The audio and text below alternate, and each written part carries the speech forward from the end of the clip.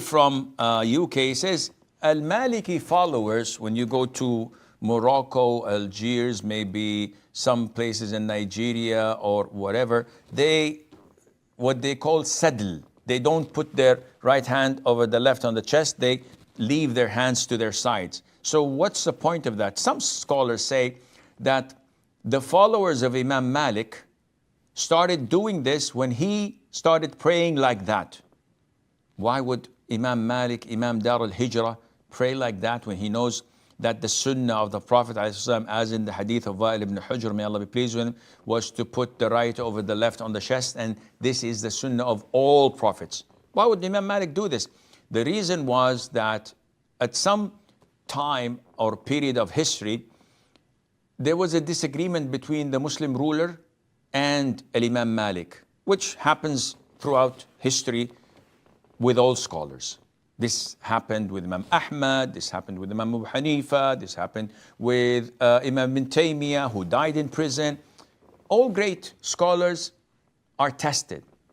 And usually, if they don't kiss the backside or they don't polish shoes, they will be thrown in jail. This is the norm. So there was this disagreement which Imam Malik refused to compromise the religion, which led the Muslim ruler to flog him and beat him in prison.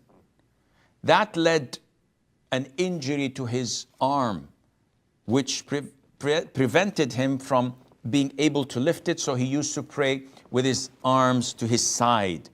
Some of his disciples and students, apparently who were not very smart, followed that way of prayer instead of going back to his books, to his hadiths that he used to teach, to learn how the Prophet used to pray.